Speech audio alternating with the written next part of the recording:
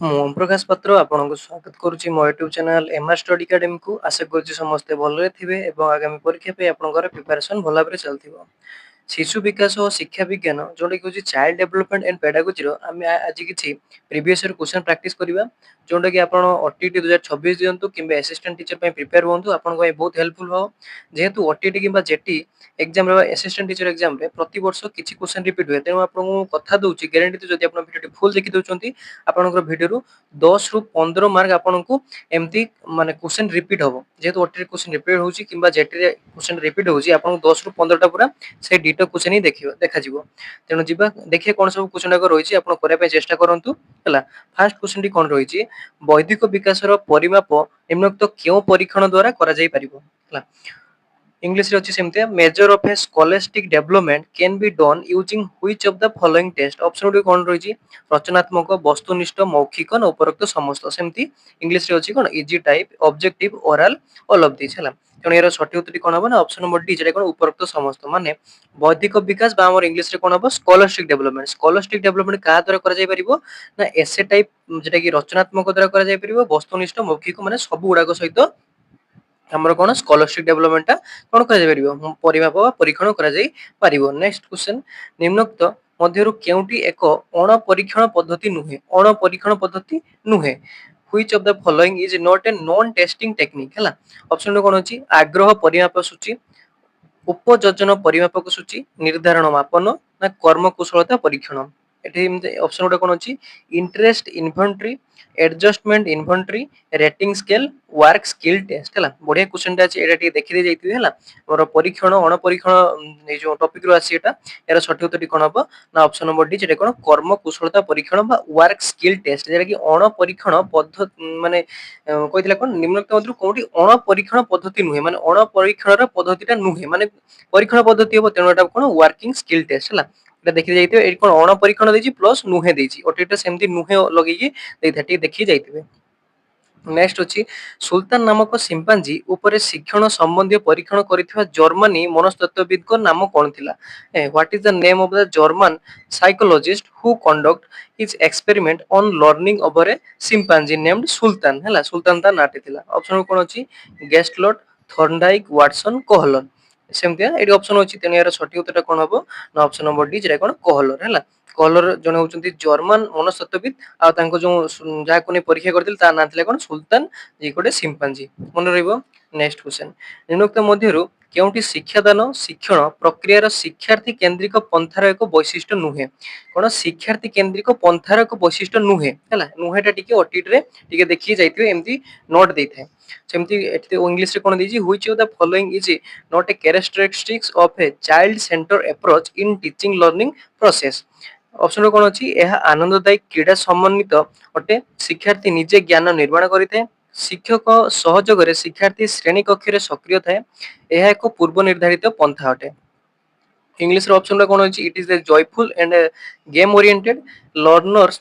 discover knowledge with the teacher efforts learner become active inside the classroom। Option D ଅଛି, it is prescribed approach ହେଲା। ତେଣୁ କ'ଣ କହିଥିଲା, ଶିକ୍ଷାର୍ଥୀ କେନ୍ଦ୍ରିକ ପନ୍ଥାର ଏକ ବୈଶିଷ୍ଟ୍ୟ ନୁହେଁ ହେଲା, ମନେ ରଖିଥିବେ। ତେଣୁ ଆମର ଏହାର ସଠିକ ଉତ୍ତରଟି କ'ଣ ହେବ ନା ଅପସନ ନମ୍ବର ଡି, ଯେଟା କ'ଣ ଏହା ଏକ ପୂର୍ବ ନିର୍ଦ୍ଧାରିତ ପନ୍ଥା ଅଟେ। ତେଣୁ ଏଟା ହେଉଛି ଗୋଟେ କ'ଣ ଶିକ୍ଷାର୍ଥୀ କେନ୍ଦ୍ରିକ ପନ୍ଥାର କ୍ୟାରେକ୍ଟରିଷ୍ଟିକ୍ସ ନୁହେଁ, ଆଉ ସବୁ ଯୋଉ ତିନିଟା ଗୁଡ଼ାକ ରହିଲା ସେଟା କ୍ୟାରେକ୍ଟରିଷ୍ଟିକ୍ସ ହବ। ନେକ୍ସଟ କ୍ୱେଶ୍ଚନ, ଉତ୍ତମ ପ୍ରଶ୍ନ ଗଠନ କରିବା ନିମନ୍ତେ କେଉଁ ବୈଶିଷ୍ଟ୍ୟ ପ୍ରତି ଦୃଷ୍ଟି ଦେବାକୁ ହୋଇଥାଏ। To frame a model question which characteristics should be taken care of, ମାନେ ଉତ୍ତମ ପ୍ରଶ୍ନ ଗଠନ ପାଇଁ କ'ଣ ଆବଶ୍ୟକ। ଅପସନ କ'ଣ ଅଛି, ସ୍ପଷ୍ଟତା, ନିର୍ଦ୍ଦିଷ୍ଟତା, ପ୍ରାସଙ୍ଗିକତା, ଉପରୋକ୍ତ ସମସ୍ତ, କ୍ଲାରିଟି, ସ୍ପେସିଫିସିଟି, ରିଲେଭେନ୍ସି ନା ଅଲ୍ ଅଫ ଦିସ୍ ହେଲା। ତେଣୁ ଏହାର ସଠିକ ଉତ୍ତରଟା କ'ଣ ହେବ ନା ଅପସନ ନମ୍ବର ଡି, ଯେଟା କ'ଣ ଉପରୋକ୍ତ ସମସ୍ତ। ଗୋଟେ କ୍ୱେଶ୍ଚନ ତିଆରି କରିବା ପାଇଁ ଆମକୁ ସ୍ପଷ୍ଟତା, ନିର୍ଦ୍ଦିଷ୍ଟତା ଆଉ ପ୍ରାସଙ୍ଗିକତା ସବୁ ରହିବା ଦରକାର। ନେକ୍ସଟ କ୍ୱେଶ୍ଚନ, ଶୂନ୍ୟ ସ୍ଥାନ ପୂରଣ କର। ଜ୍ଞାନ ପ୍ରତିଷ୍ଠା, ବିକାଶ ଓ ସମ୍ପ୍ରସାରଣ ନିମନ୍ତେ ଡେସ୍ ପ୍ରବେଶ ଦ୍ୱାରା ସଦୃଶ ଅଟେ ହେଲା। This is or are the gateways to establish, develop an extension of knowledge है ऑप्शन कौन अच्छी विद्यालय परिवेश परिवार आउ इंद्रियानुभूति जमी ये कौन स्कूल एनवायरनमेंट फैमिली आउ सेंसेस है यार सठिक उत्तर कौन हम ना ऑप्शन नंबर डी कौन इंद्रियानुभूति है जेटा जो सेंस है सेंस द्वारा कौन हुए आम ज्ञान प्रतिष्ठा हुए विकास हुए आ संप्रसारण से आमर कौन इंद्रिय द्वारा इंद्रियानुभूति द्वारा होता है तेणु से पचार जे which is are the gateways to establish develop and extension of knowledge knowledge में हम कौन दरकार हम ना प्रथमे इंद्रियानुभूति दरकार हम तापर विद्यालय परिवेश सबुड़ाक आसो तेणु प्रथमे कौन दरकार आम गेटवे जोटा कि आरंभ है प्रवेश करने आमको इंद्रियानुभूति दरकार बहुत बढ़िया क्वेश्चन होता है देखते जाइए नेक्स्ट हूँ कौन शिक्षण निमंते दायित्व ग्रहण पर जड़े शिक्षार्थी जिते उत्साहित होता है कौन कहुए when a child is motivated to accept responsibility to responsibility for learning is called शिक्षार्थी केन्द्रिक शिक्षक केन्द्रिक शिक्षण केन्द्रिक ना पुस्तक केन्द्रिक सेमती learner centred teacher centred learning centred book centred है यार सठिक उत्तर कौन हम ना ऑप्शन नंबर ए जरा कौन शिक्षार्थी केन्द्रिक कारण कौन कहला जे निजर माने कौन दायित्व नापी जदि सी उत्साहित हो जाए निजर निजे निजे काम करने चेष्टा कर रेस्पॉन्सिबिलिटी नहीं नौ कौन कह शिक्षार्थी केन्द्रिक बा लर्नर सेंटर्ड बोली कहि परिबा नेक्स्ट क्वेश्चन ग्राफ क्यों प्रकार शिक्षण उपकरण अटे है graph is categorised under which group of learning material है दृश्य श्राव्य दृश्य श्राव्य संगृहित विजुअल ऑडियो ऑडियो विजुअल ना कलेक्टेड है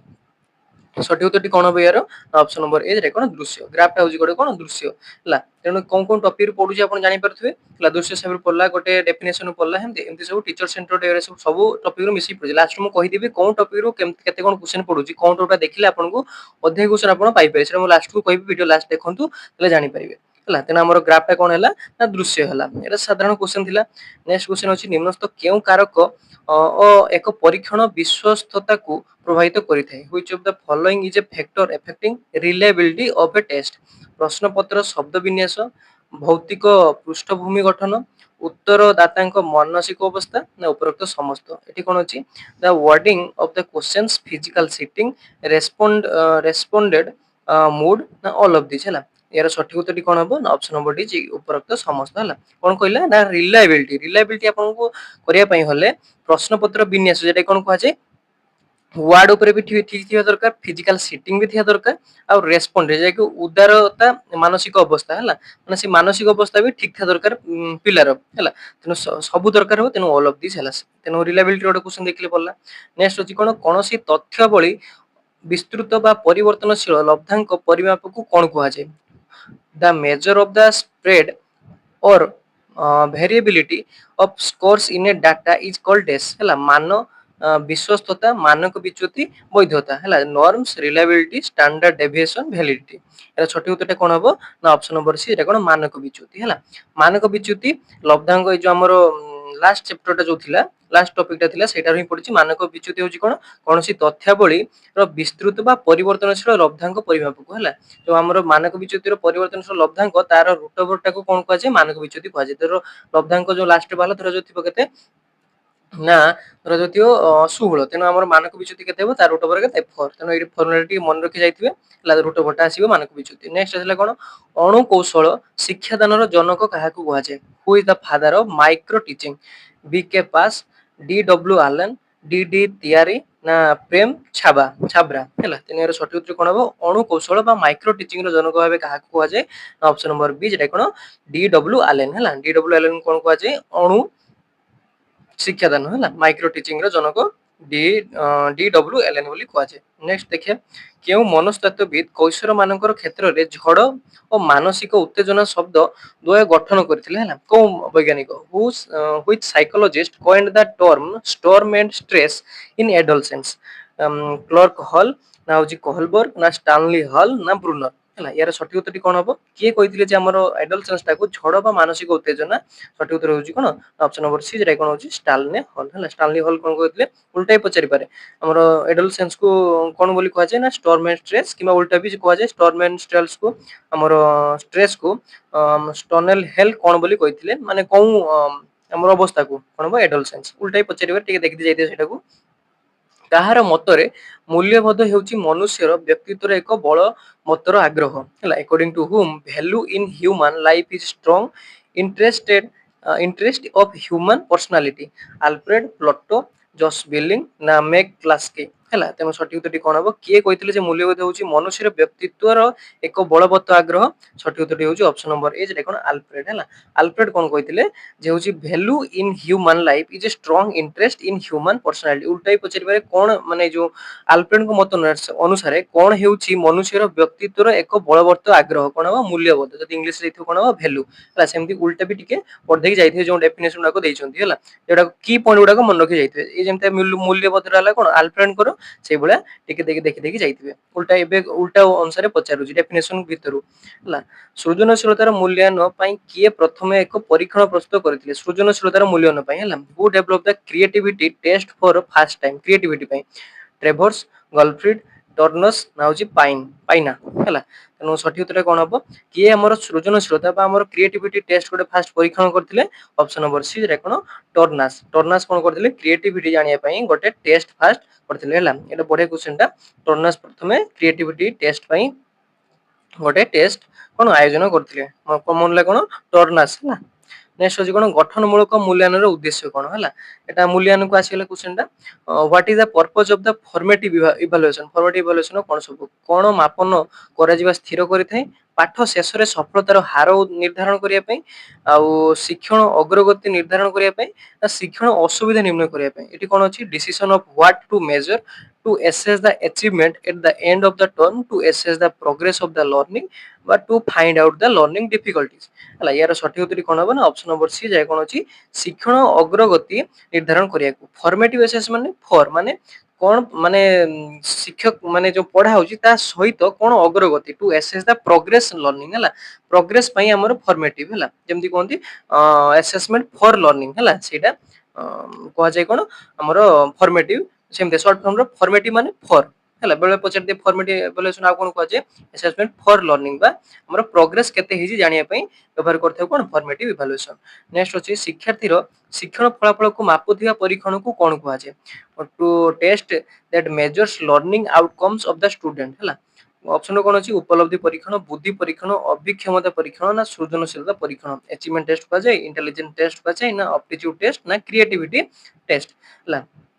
सठिक उत्तर कौन हम ना ऑप्शन नंबर ए जेटा उपलब्धि परीक्षण शिक्षार्थी शिक्षण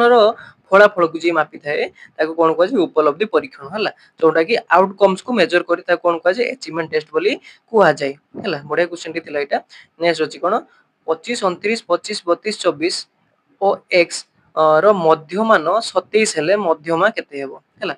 एटी सेमती क्वेश्चन देछि तेणु मध्यमा गोटे फॉर्मूला आपण देखि जाइथिबे मध्यमा फॉर्मूला होची कोन शॉर्ट कहि दोची मध्यमा होची कोन ना होची टोटल सब को जोग कर देबे हला जेमति कि मध्यमा आपण पचारि सब संख्या को जोग कर देबे डिवाइड जेतरा संख्या जेमति कि 25 ए लिख दोची 25 plus 29 plus 25 plus 32 plus 24 plus x divide by जेतरा संख्या 1 2 3 4 5 6 बाय 6 कर देला पर जेति कि आसु सेटा मध्यमा हला मध्यम मान देछि माने कोन सब को जदी एसेंडिंग बा डिसेंडिंग ऑर्डर कर देले जेहेतु हमर 6 टा अछि तेनो दीटा मझिरे कोन आसीबो 6 जदी कर देबे डिसेंडिंग एसेंडिंग ऑर्डर जदी कर देबे मझिरे दीटा संख्या आसीबो डिवाइड बाय 2 कर देबे हला तेनो कला पर लास्ट रिजल्ट केते आसीबो तेनो आसी गला रिजल्ट तेनो मध्य मान जदी 27 दे तेनो सेटा इक्वल 27 हे जिवो तेनो जदी हम सॉल्व कर देबे यार सठिक उत्तर कोन हबो ना ऑप्शन नंबर सी जेटा कि 26 हला तेनो यार मध्यमा केते हेबो बा 26 सब को जोग कर दे डिवाइड बाय 6 कर देले इज इक्वल 27 लिख देबे देले एटा कटि देले केते हिजबो ना 26 तेनो फॉर्मूला टिके देखि जाइतिबे मध्यमा आउडे एमति पल्ला क्वेश्चन देखंतु एक तथ्यावली रो मध्यमान और गरिष्ठक यथाक्रमे 4 और 10 हेले मध्यमा केते है मध्य जेमति कि if mean and mode of the data is 410 तेनो यार फॉर्मूला आपण जानिथा दरकार कोन मोड इज इक्वल टू कोन हिजबो 3 मीडियन माइनस 2 मीन हला ए फॉर्मूला आपण पुट कर देबे कोन कोन देछि हमर मोड देछि और मीन देछि सेटा को हमर जदी पके देबे एटी वैल्यू केते बाहर जिवो साधारणतः प्लस माइनस तो कोइ बेरे पर छोटो गले तेनो आंसर केते बाहरिबो ना ऑप्शन नंबर डी जेटा कि 6 हला हमर मध्यमा केते बाहरिबो 6 बोली बाहरिबो एटा इंग्लिश रे कली उडिया रे से अनुसार आपण करि परिबे आ मोड होची कोन हमर गरिष्ठक आ मीन होची कोन मध्यमा आ मध्यमान होची हमर कोन होचु मीडियन हला मीडियन सॉरी मीडियन होची मध्यमा से अनुसार करिबा आ इंग्लिश टे देखि दैथिबे इंग्लिश टे सुविधा करिया पे नेक्स्ट होची कोन निम्नस्थ मध्यरु केउटी विकास प्रक्रिया रो एक नियम नुहे हला which of the following is not a principle of development ହେଲା ସମାନତା ଧାରାବାହିକତା ବ୍ୟକ୍ତିଗତ ପ୍ରଭେଦ ଆଉ ହଉଛି ପ୍ରତ୍ୟାଶିତତା ଯେଟା କି ଇଂଲିଶ ରେ କଣ ଅଛି ଅପସନ ଗୁଡାକ ୟୁନିଫର୍ମିଟି କଣ୍ଟିନ୍ୟୁଟି ଇଣ୍ଡିଭିଜୁଆଲ ଡିଫରେନ୍ସ ଆଉ ପ୍ରେଡିକ୍ଟିବିଲିଟି ହେଲା ଏର ସଠିକ ଉତ୍ତରଟି କଣ ହବ ନା ଅପସନ ନମ୍ବର ଏ ଯେଟା କି ସମାନତା ବିକାଶର ଏକ ନିୟମ ନୁହେଁ ହଉଛି କଣ ସମାନତା ମାନେ ସମସ୍ତେ ସମାନ ହେବେ ସେଟା ସମାନ ନୁହେଁ କିନ୍ତୁ ଧାରାବାହିକତା ହବ ହେଲା ମାନେ ଆଗେ ଇନଫାନ୍ସି ଆସିବ ତାପରେ ଇଏ ସେଟା ସବୁ କଣ୍ଟିନ୍ୟୁଟି ଚାଲିବ ତାର ଇଣ୍ଡିଭିଜୁଆଲ ଡିଫରେନ୍ସ ତ ରହିବ ଆଉ ହଉଛି ପ୍ରତ୍ୟାଶିତ ପ୍ରେଡିକ୍ଟିବିଲିଟି ମାନେ କଣ ଇନଫାନ୍ସି ପରେ ଆମର କଣ ଏଡଲ୍ଟହୁଡ বা ତାପରେ ଆସିବ ଏଡଲସେନ୍ସ ଏଗୁଡା ସବୁ ଆସିବ ଏଟା ହଉଛି ପ୍ରେଡିକ୍ଟିବିଲିଟି ହେଲା ମନେ ରହିବ ସମାନତା କେବେ ବି ନୁହେଁ ନେକ୍ସଟ କ୍ୱେଶ୍ଚନ ନିମ୍ନଲିଖିତ ମଧ୍ୟରୁ କେଉଁ କାରକଟି ଶିକ୍ଷକଙ୍କୁ ଖୁବ କମ ପ୍ରଭାବିତ କରିଥାଏ ହେଲା which of the following factor has the least effect on learning ଅବସନ୍ନତା ବୟସ ଅସୁସ୍ଥତା ଲିଙ୍ଗଗତ ପ୍ରଭେଦ ଫାଟିଗ୍ୟୁ যেটা କି କ୍ଳାନ୍ତ କୁହାଯାଏ ଏଜ୍ ଇଲନେସ୍ ଜେଣ୍ଡର ଡିଫରେନ୍ସ ଏର ସଠିକ ଉତ୍ତର କଣ ହବ ନା ଅପସନ ନମ୍ବର ଡି ଯେଟା କଣ ଲିଙ୍ଗଗତ ପ୍ରଭେଦ ହେଲା କଣ କହିଥିଲା କେଉଁ କାରକଟି ଶିକ୍ଷକଙ୍କୁ ଖୁବ କମ ପ୍ରଭାବିତ କରିଥାଏ ତେଣୁ ଟିଚର ଫିମେଲ ହୁଅନ୍ତୁ କି ମେଲ ହୁଅନ୍ତୁ ସେଟା ସେତେ ଏଫେକ୍ଟ ପକାଏ ନାହିଁ କିନ୍ତୁ ଏଇ ଯୋଉ ଫାଟିଗ୍ୟୁ ଏଜ୍ ଇଲନେସ୍ ସେଟା ଟିକେ ଇଫେକ୍ଟ ପକାଏ କିନ୍ତୁ ଲିଙ୍ଗଗତ ଡିଫରେନ୍ସ ଟା କେବେ ଆମର ଇଫେକ୍ଟ ପକାଏ ନାହିଁ ସେତେ ଅଧିକା ପକାଏ ନାହିଁ ନେକ୍ସଟ ଅଛି କଣ କେଉଁ ଉକ୍ତିଟି ଏକ ପରୀକ୍ଷଣର ବିଶ୍ୱସ୍ତତା ସମ୍ବନ୍ଧରେ ସତ୍ୟ ଅଟେ ଏକ ଦତ୍ତ ପରୀକ୍ଷଣର ବିଶ୍ୱସ୍ତତା ନିର୍ଦ୍ଦିଷ୍ଟ ଅଟେ ଆଉ ଏକ ନମୁନାକୁ ବଦଳିଥାଏ ଏକ ନମୁନା ଆକାର ଉପରେ ପ୍ରଭାବ ପକାଇ ନଥାଏ ବିଶ୍ୱସ୍ତତା ଅଧିକ ହେଲେ ବୋଧତା ଅଧିକ ହୁଏ ଏଠି ଯେତେବେଳେ ଏମିତିଆ ସେଣ୍ଟେନ୍ସ ଲେଖା ହେଇଥିବ ଆପଣ ଇଂଲିଶ ଟିକେ ପଢିଦେବେ ହେଲା ଏଠି କଣ କହିଲା which is the following statement is about reliability of a test is correct reliability କଥା କହିଛି reliability is fixed for a given test it varies from sample to sample ଆଉ it is not affected by size of the sample high reliability ensure high validity ହେଲା ତେଣୁ ଏହାର ସଠିକ ଉତ୍ତରଟି କଣ ହବ ହେଲା ଅପସନ ନମ୍ବର ବି ଯେଟା କଣ it varies from sample to sample ଆଉ ଗୁଡାକ ଯେମିତି ଦେଖନ୍ତୁ reliability is a fixed for a given test ସବୁବେଳେ ଗୋଟେ ଟେଷ୍ଟ ପାଇଁ ରିଲାବିଲିଟି ଯେ ସମାନ ରହିବ ସେଟା କହିହବନି ହେଲା ରିଲାବିଲିଟି ମାନେ ହଉଛି କଣ ନା ଗୋଟେ ଟେଷ୍ଟକୁ ଆପଣ ଯେତେ ଥର ବି ପରୀକ୍ଷା କଲେ ବା ସେଇ ଯେ ଯୋଉ ଆପଣ କ୍ୱେଶ୍ଚନଟା ବା ପରୀକ୍ଷଣ କରିଛନ୍ତି ଯେତେ ଥର ଯେତେ ଟାଇମ କଲେ ବି ସମାନ ରେଜଲ୍ଟ ଆସିବ ସେଟା କଣ କୁହନ୍ତି ରିଲାବିଲିଟି କୁହନ୍ତି ତେଣୁ ସେଟା ସବୁବେଳେ ତ ହବନି କେତେବେଳେ ଧର ପିଲାମାନଙ୍କର ଭିତରେ ଧର କ୍ଳାନ୍ତ ସେମାନେ ହେଇଯାଇଥିବେ ଖେଳି ସାରିକି ସେତେବେଳେ କଣ ହବ ସ୍କୋରଟା କମ ହେଇଯିବ ତେଣୁ ସେଟା ଫିକ୍ସ ରହିବନି ନେକ୍ସଟ ଆସିଲା କଣ ସେଟା ଦେଖନ୍ତୁ it is not affected by the size of the sample ନା এটা ଏଫେକ୍ଟ ପକାଏ sample ଉପରେ ଯଦି sample ଅଧିକା ହବ ସେ ଅନୁସାରେ ଏଫେକ୍ଟ ପକେଇବ ତାପରେ କହିଲେ କଣ ହାଇ ରିଲାବିଲିଟି ଏନସିଓର ଦ ହାଇ ଭ୍ୟାଲିଡିଟି ଭ୍ୟାଲିଡିଟି ମାନେ କଣ କହିଲି ମାନେ ଆପଣ ଯାହା ମାପିବା ପାଇଁ ଚାହୁଁଛନ୍ତି ସେଇଟା ହଉଛି କଣ ଯଦି ସେଇଟା ମାପି ପାରୁଥିବ ତାହେଲେ ସେଟାକୁ ଭ୍ୟାଲିଡିଟି କୁହନ୍ତି ତେଣୁ କହିହବନି ଯେ ହାଇ ରିଲାବିଲିଟି ଯଦି ଯେ ଗୋଟେ ଇଏର ଥିବ ଆମର ପରୀକ୍ଷାର ସେଟାର ହାଇ ଭ୍ୟାଲିଡିଟି ହବ ରିଲାବିଲିଟି ହାଇ ରିଲାବିଲିଟି ମାନେ କଣ ଆପଣ ଗୋଟେ କ୍ୱେଶ୍ଚନ କୁ କଣ କରିବେ ବାରମ୍ବାର ଗୋଟେ କ୍ୱେଶ୍ଚନ ପେପରକୁ ବାରମ୍ବାର ପରୀକ୍ଷା କଲେ ସମାନ ରେଜଲ୍ଟ ଆସିଲା ତା ମାନେ ନୁହେଁ ଯେ ସେଇଟା ଭ୍ୟାଲିଡିଟି ହବ ମାନେ ଆପଣ ମାପିବା ପାଇଁ ଚାହୁଁଛନ୍ତି ସାହିତ୍ୟର ଗ୍ରାମାର କିନ୍ତୁ ଆପଣ ପିଲାଙ୍କୁ ବାରମ୍ବାର କଣ ପଢିବା ପାଇଁ ଦଉଛନ୍ତି ଗୋଟେ ପେସେଜ ଟାକୁ ତେଣୁ ସବୁବେଳେ ସବୁ ପିଲା ପଢିପାରିବେ କିନ୍ତୁ ତା ମାନେ ନୁହେଁ ଯେ ସେମାନେ ଗ୍ରାମାରରେ ଷ୍ଟ୍ରଙ୍ଗ ହଉଛନ୍ତି ତେଣୁ ବୁଝିପାରିଲେ ହାଇ ରିଲାବିଲିଟି ସବୁବେଳେ କଣ ହାଇ ଭ୍ୟାଲିଡିଟି ହବ ବୋଲି କଥା ନାହିଁ ତେଣୁ ୟାର ସଠିକ ଉତ୍ତର କଣ ହେଲା 21 ନମ୍ବର ନା ହଉଛି ଅପସନ ନମ୍ବର ବି ଯେଟା କଣ ଇଟ ଭେରିଜ ଫ୍ରମ ସାମ୍ପଲ ଟୁ ସାମ୍ପଲ ଗୋଟେ ସାମ୍ପଲ ଭ୍ୟାଲିଡିଟି ଯାହା ଥିବ ରିଲାବିଲିଟି ଯାହା ଥିବ ଆଉ ଗୋଟେ ସାମ୍ପଲର ରିଲାବିଲିଟି ଅଲଗା ହେଇପାରେ ହେଲା ନେକ୍ସଟ ଅଛି କଣ ସୃଜନାତ୍ମକ ଚିନ୍ତନର କେଉଁ ବୈଶିଷ୍ଟ୍ୟ ତାହାକୁ ଅନନ୍ୟ ଅନ୍ୟାନ୍ୟ ସାଧାରଣ ଚିନ୍ତନ ପ୍ରକ୍ରିୟା ଠାରୁ ଭିନ୍ନ କରିଥାଏ which characteristics of creative thinking differ it from other general thinking process option କଣ ହଉଛି ଅପସାରଣ ମୌଳିକତା ଅବାଧତା ନିମ୍ନଲିଖିତ ମଧ୍ୟରୁ ସମସ୍ତ ଉପରୋକ୍ତ ସମସ୍ତ ଇଂଲିଶରେ କଣ ଦେଇଛି ଅପସନ ଗୁଡାକ divergence originality fluency all of this ହେଲା କଣ କହିଲା ନା ସୃଜନାତ୍ମକ ଚିନ୍ତନର କେଉଁ ବୈଶିଷ୍ଟ୍ୟ ତାହାକୁ ଅନନ୍ୟ ସାଧାରଣ ଚିନ୍ତନ ପ୍ରକ୍ରିୟା ଠାରୁ ଭିନ୍ନ କରାଏ ଯେଟା କ୍ରିଏଟିଭିଟି ଅନ୍ୟ ଜେନେରାଲ ଥିଙ୍କିଂ ପାଖରୁ କଣଟା ଅଲଗା କରେ ସଠିକ ଉତ୍ତର କଣ ହବ ନା ଅପସନ ନମ୍ବର ଡି ଯେଟା କଣ ଅଲ ଅଫ ଦିସ୍ ସେ ଡାଇଭରଜେନ୍ସ ହେଇଥାଏ ମାନେ ଯେଟା କ୍ରିଏଟିଭ ଥିଙ୍କିଂ ଯେମାନେ କରନ୍ତି ସେମାନେ ସବୁ ଦୃଷ୍ଟିରୁ କଣ କରନ୍ତି ଡାଇଭର୍ସ ମାନେ ଭାବନ୍ତି ଯେ ୟା ଦୃଷ୍ଟିରେ ଠିକ ହବ ସେଟା ଡାଇଭର୍ସ ଥିଙ୍କିଂ ବୋଲି କୁହନ୍ତି ଆଉ ଅରିଜିନାଲିଟି ଯେଟା ମୌଳିକତା ସେମାନଙ୍କ ଭିତରେ ଦେଖାଯାଏ ଫ୍ଲୁଏନ୍ସି ବି ଦେଖାଯାଇଥାଏ ତେଣୁ କ୍ରିଏଟିଭ ଯେମାନେ ଥିଙ୍କିଂ କରିଥାନ୍ତି ସେମାନଙ୍କ ଭିତରେ ଏଇ ତିନିଟା ଅପସାରଣ ମୌଳିକତା ଅବଦାତା ସବୁଗୁଡାକ ଦେଖା ଦେଇଥାଏ ନେକ୍ସଟ ଅଛି ଯେତେବେଳେ ଜଣେ ଶିକ୍ଷକ ଶିକ୍ଷାର୍ଥୀ ମାନଙ୍କ ପାଇଁ ଶିକ୍ଷାଦାନ ପଦ୍ଧତି ଶିକ୍ଷଣ କାର୍ଯ୍ୟ କୌଶଳ ସ୍ଥିର କରନ୍ତି ତାହାକୁ କଣ ବୋଲି କୁହାଯାଏ when teacher decides teaching method learning activities and techniques for students is known as କଣ କହିବା ତାକୁ ଶିକ୍ଷକ କେନ୍ଦ୍ରିକ ଶିକ୍ଷଣ କେନ୍ଦ୍ରିକ, ଶିକ୍ଷାର୍ଥୀ କେନ୍ଦ୍ରିକ, ଶିକ୍ଷକ କେନ୍ଦ୍ରିକ କୌଣସିଟି ନୁହେଁ, যেটা କି learning centre, learner centre, teacher centre ହେଲା। ଏହାର ସଠିକ ଉତ୍ତରଟି କଣ ହବ ନା ଅପସନ ନମ୍ବର ସି ଶିକ୍ଷକ କେନ୍ଦ୍ରିକ। ଯେହେତୁ ଏଠି କଣ କହିଲା, ଜଣେ ଶିକ୍ଷକ ଶିକ୍ଷାର୍ଥୀ ମାନଙ୍କ ପାଇଁ ଶିକ୍ଷାଦାନ ପଦ୍ଧତି କଣ କରୁଛନ୍ତି, ସ୍ଥିର କରୁଛନ୍ତି। ତେଣୁ ଯେହେତୁ ଶିକ୍ଷକ ସ୍ଥିର କରୁଛନ୍ତି, ସେଟା କଣ କୁହାଯିବ, ଶିକ୍ଷକ କେନ୍ଦ୍ର ବୋଲି କୁହାଯିବ। ଯଦି ଶିକ୍ଷକ ଶିକ୍ଷାର୍ଥୀ ଦି ଜଣ ମିଶିକି କରିଥାନ୍ତେ, ସେଠି ଆମେ କହିପାରିଥାନ୍ତେ କଣ, ଶିକ୍ଷଣ କେନ୍ଦ୍ରିକ ବା ଶିକ୍ଷାର୍ଥୀ କେନ୍ଦ୍ରିକ। ସେ ଅନୁସାରେ ଆମେ ଚେଞ୍ଜ ହେଇଥାନ୍ତା, କିନ୍ତୁ ଯେହେତୁ ଏଠି ଶିକ୍ଷକ ନିଜେ କରୁଛନ୍ତି, ତାହେଲେ ସେଠୁ କଣ ହବ, ଏଟା ଶିକ୍ଷକ କେନ୍ଦ୍ରିକ ହବ। ନେକ୍ସଟ ଦେଖିବା କଣ ଅଛି, ନିମ୍ନତ ମଧ୍ୟରୁ ଶିକ୍ଷାର୍ଥୀ କେନ୍ଦ୍ରିକ ପନ୍ଥା ପାଇଁ ଠିକ ଅଟେ, କୋଉଟା ଠିକ ଅଟେ। ଏହା ଶିକ୍ଷାର୍ଥୀ ମାନଙ୍କୁ ସେମାନଙ୍କ ଦଳ ମଧ୍ୟରେ ଆଲୋଚନା, ଶିକ୍ଷଣ କାର୍ଯ୍ୟ ପାଇଁ ଅନୁମତି ଦେଇଥାଏ। ଶିକ୍ଷକଙ୍କ ନିର୍ଦ୍ଦେଶ ପାଇଁ ଅପେକ୍ଷା କରିନଥାଏ। ସହଯୋଗିତାକୁ ନିରୁତ୍ସାହିତ କରିଥାଏ। ଶିକ୍ଷାର୍ଥୀର ସ୍ୱରକୁ ଗୁରୁତ୍ୱ ଦେଇନଥାଏ ହେଲା। ସେଠି ଏମିତି ବି କହିଲା ଯେ କୋଉଟା ଲର୍ନର ସେଣ୍ଟର୍ଡ ଆପ୍ରୋଚ କୁ କହିବା। allow student to interact with the in their teams through discuss and learning activity, passively waiting for teachers instruction, collaboration and discouraged, ଆଉ does not give importance to student voice ହେଲା। କୋଉଟା କହିଲା, ଶିକ୍ଷାର୍ଥୀ କେନ୍ଦ୍ରିକ ପନ୍ଥାରେ ଏକ ଠିକ ଅଟେ ହେଲା, ଶିକ୍ଷାର୍ଥୀ କେନ୍ଦ୍ରିକ ପାଇଁ। ସଠିକ ଉତ୍ତରଟି କଣ ହବ ନା ଅପସନ ନମ୍ବର ଏ ଟା ହବ। ଏହା ଶିକ୍ଷାର୍ଥୀ ମାନଙ୍କୁ ସେମାନଙ୍କ ଦଳ ମଧ୍ୟରେ ଆଲୋଚନା ଆଉ ଶିକ୍ଷଣ କାର୍ଯ୍ୟ ପାଇଁ ଅନୁମତି ଦେଇଥାଏ। ଅଲଗା ଗୁଡାକ ଶିକ୍ଷକ କେନ୍ଦ୍ରିକ ଗୋଟେ ଗୋଟେ ଏକ୍ସାମ୍ପଲ, ଯେଟା କି ବି ସି ଡି ହଉଛି କଣ, ଶିକ୍ଷାର୍ଥୀ ସ୍ୱର ଗୁରୁତ୍ୱ ଦେଇନଥାଏ, ଏଟା ହଉଛି ଶିକ୍ଷକ କେନ୍ଦ୍ରିକର ଗୋଟେ ଗୋଟେ କ୍ୟାରେକ୍ଟରିଷ୍ଟିକ୍ସ। ନେକ୍ସଟ କ୍ୱେଶ୍ଚନ, ନିମ୍ନତ ମଧ୍ୟରୁ କେଉଁଟି ଶିକ୍ଷଣକୁ ପ୍ରଭାବିତ କରୁଥିବା ଶିକ୍ଷାର୍ଥୀ ସମ୍ବନ୍ଧୀୟ ଏକ କାରକ ନୁହେଁ ହେଲା। which of the following is not learner related factor affecting the learning, learner ଦୃଷ୍ଟିରୁ। ମନୋଯୋଗ, ପ୍ରେରଣା ଦାନ, ଲକ୍ଷ୍ୟ, ସମ୍ପର୍କ। ଇଂଲିଶରେ ଅପସନ କଣ ରହିଛି, ଆଟେନସନ, ମୋଟିଭେସନ, ଗୋଲ, କମ୍ୟୁନିକେସନ ହେଲା। ଏହାର ସଠିକ ଉତ୍ତରଟି କଣ ହବ ନା ଅପସନ ନମ୍ବର ଡି, ଯେଟା କଣ କମ୍ୟୁନିକେସନ ହେଲା। ମାନେ ଅଲଗା ଗୁଡାକ ଆଟେନସନ ଯୋଉ କହିଲା which of the following is not, କୋଉଟା ଆମର କ୍ୟାରେକ୍ଟରିଷ୍ଟିକ୍ସ ନୁହେଁ ଲର୍ଣ୍ଣର ଦୃଷ୍ଟିରୁ ଲର୍ଣ୍ଣିଂ କୁ ଏଫେକ୍ଟ କରିବା ପାଇଁ। ଯେ ଆମର ଯଦି ଓଡିଆରେ ବୁଝେ କଣ ହବ, ଯେ ଶିକ୍ଷଣକୁ ପ୍ରଭାବିତ କରିବା ପାଇଁ ଶିକ୍ଷାର୍ଥୀ ସମ୍ବନ୍ଧୀୟ କାରକ ନୁହେଁ ହେଲା। ସମ୍ପର୍କଟା କଣ ହୁଏ ନା ଦି ଆଡୁ ହୁଏ, ଯେମିତି କି କ୍ଲାସରୁମ ରେ ଇଣ୍ଟରାକ୍ସନ ଟା ଟିଚର ଆଉ ଷ୍ଟୁଡେଣ୍ଟ ଦି ଆଡୁ ହବ। ତେଣୁ ସେଟା ଖାଲି ଯେ କହିହବନି ଯେ ଶିକ୍ଷାର୍ଥୀ ଆଡୁ ହବ ବୋଲି। ତେଣୁ ଆଉ ଗୁଡାକ ମନୋଯୋଗ ତ ଶିକ୍ଷାର୍ଥୀ ଦ୍ଵାରା ହେଇପାରିବ, ପ୍ରେରଣା ଦାନ ବି ହେଇପାରିବ, ଲକ୍ଷ୍ୟ ବି ଶିକ୍ଷାର୍ଥୀ ଦ୍ୱାରା ହବ, କିନ୍ତୁ କମ୍ୟୁନିକେସନ ଟା କହିହବନି ଯେ ଆମର କେବଳ କାହା ଦ୍ୱାରା ହଉଛି, ଶିକ୍ଷାର୍ଥୀ ଦ୍ୱାରା ହଉଛି। ତେଣୁ ଏଇଟା ବଢିଆ କ୍ୱେଶ୍ଚନ ଟି ଥିଲା ହେଲା। ନେକ୍ସଟ ଅଛି ଦେଖିବା କଣ, ତଳ ଶ୍ରେଣୀର କ୍ରୀଡା ପଦ୍ଧତିରେ ଶିକ୍ଷାଦାନ କାହା ଉପରେ ପର୍ଯ୍ୟବେସିତ ଅଟେ ହେଲା। In lower classes play way method of teaching is based on, କାହା ଉପରେ ହେଇଥାଏ, ଶାରୀରିକ ଶିକ୍ଷା କାର୍ଯ୍ୟକ୍ରମ, ଶିକ୍ଷାଦାନ ପଦ୍ଧତିର ସିଦ୍ଧାନ୍ତ, ବୃଦ୍ଧି ଓ ବିକାଶ ମନସ୍ତାତ୍ତ୍ୱିକ ତତ୍ତ୍ୱ, ନା ଶିକ୍ଷାଦାନର ସାମାଜିକ ତତ୍ତ୍ୱ। ଇଂଲିଶର ଅପସନ କଣ ହଉଛି, ଫିଜିକାଲ ଏଜୁକେସନ ପ୍ରୋଗ୍ରାମ ଉପରେ ଥାଏ, theories of method of teaching ଉପରେ ଥାଏ, ନା physiological principle of growth and development ଥାଏ, ନା ସାଇକୋଲୋଜିକାଲ ପ୍ରିନ୍ସିପଲ ଅଫ ଟିଚିଂ ଉପରେ ଥାଏ।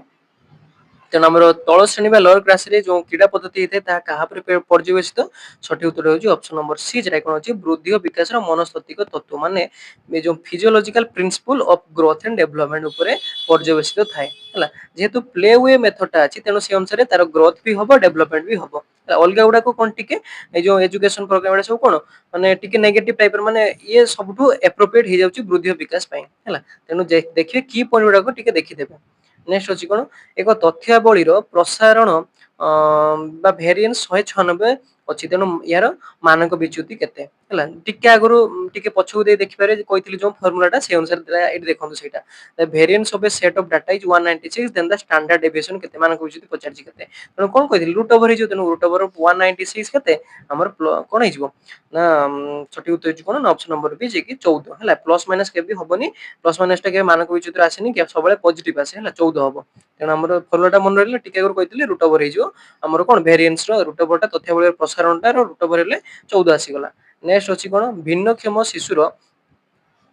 ଶିକ୍ଷା ଶିକ୍ଷା ଅବସ୍ଥାର ଏକ ଅଭିନ୍ନ ଅଂଶ ବିଶେଷ ଯାହା ପାଇଁ ସମନ୍ୱିତ ଶିକ୍ଷଣର ଆବଶ୍ୟକତା ଅଛି, ଏହା କେଉଁ ଆୟୋଗ ସୁପାରିଶ କରିଥିଲା ହେଲା। ଏଟା ଆସିଗଲା ଅର୍ଗାନାଇଜେସନ ମାନେ ସୁପାରିଶ କରିଥିଲା ତାର ଅବଜେକ୍ଟିଭ ଅନୁସାରେ ହେଲା। ସେଟା କହିଲା the education of the disabled children should be inseparable part of the education system for which integrated program ହେଲା।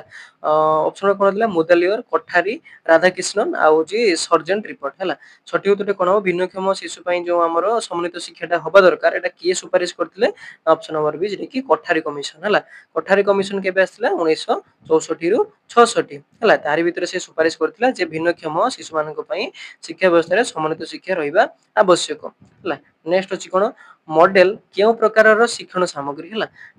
Which type of teaching AIDS is model ମାତ୍ରା ସୂଚକ ପ୍ରଦର୍ଶନ ପ୍ରକ୍ଷେପିତ ନା କୌଣସିଟି ନୁହେଁ ଡାଇମେନ୍ସନାଲ ଡିସପ୍ଲେ ପ୍ରୋଜେକ୍ଟ ନା ଅଲ୍ ନନ୍ ଅଫ୍ ଦିସ୍ ହେଲା ଏର ସଠିକ ଉତ୍ତର କଣ ମଡେଲ କୋଉ ପ୍ରକାର ନା ହଉଛି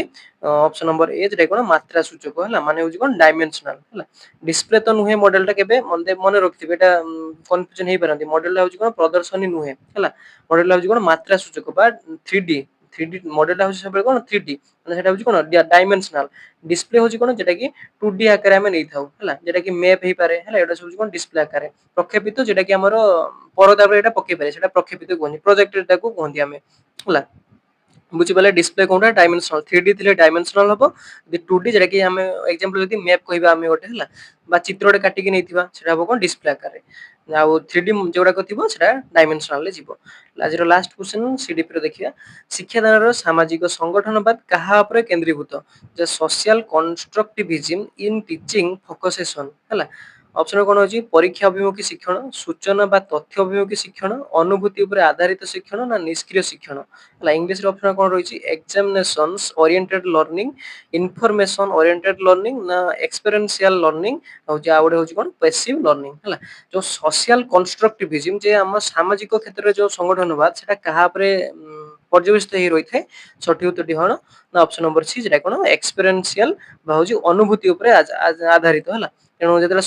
ସାମାଜିକ ସଂଗଠନ ବାଦ ପଡିଥିବେ ସେଠି ହଉଛି କଣ ଗୋଟେ ଅପସନ ଇଏ ଥିବ ପଏଣ୍ଟ ଥିବ କଣ ଅନୁଭୂତି ଉପରେ ଆଧାରିତ ହେଇଥାଏ ହେଲା ତେଣୁ ହଉଛି ମନେ ରଖିଥିବେ ସୋସିଆଲ କନଷ୍ଟ୍ରକ୍ଟିଭିଜମ ଟା ସାଧାରଣ କଥା ସୋସିଆଲ ଅର୍ଥ ଆସିବ ମାନେ ଆପଣ ଯେତେ ପର୍ଯ୍ୟନ୍ତ ସୋସିଆଲି ସାମାଜିକ ଲୋକ ସହିତ ମିଶି ନାହାନ୍ତି ଅନୁଭବ କରି ପାରୁନାହାନ୍ତି ତାହେଲେ ସେଟା ଶିକ୍ଷଣ ହେଇପାରିବ ନାହିଁ ଏମିତି କିୱାର୍ଡ ଗୁଡାକ ମନେ ରଖିପାରିବେ ତେଣୁ ଆଜି ଦେଖିଲେ କୋଉ କୋଉ ଟପିକ କ୍ୱେଶ୍ଚନ ଗୁଡାକ ପଡୁଛି ଟିକେ ଯୋଉ ଥିଓରି ଗୁଡାକ ଦେଖିଦେଇଥିବେ ଆଉ ଯୋଉ ଲର୍ନର ସେଣ୍ଟର୍ଡ ଆଉ ଲର୍ଣ୍ଣିଂ ସେଣ୍ଟର ସେଇଥିରୁ ଦେଖିଦେଇଥିବେ ଆଉ ସୁପାରିଶ ଯୋଉ ଆମର ଅର୍ଗାନାଇଜେସନ ଟି ଦେଖିଥିବେ ଆଉ ଯୋଉ ଆମର କଣ ରହିଲା ମୋଡ ଆଉ ମିଡିଆନ ଆଉ ଏଇଟା ସବୁ ଟିକେ ଫର୍ମୁଲା ଟିକେ ଦେଖିଦେଇଥିବେ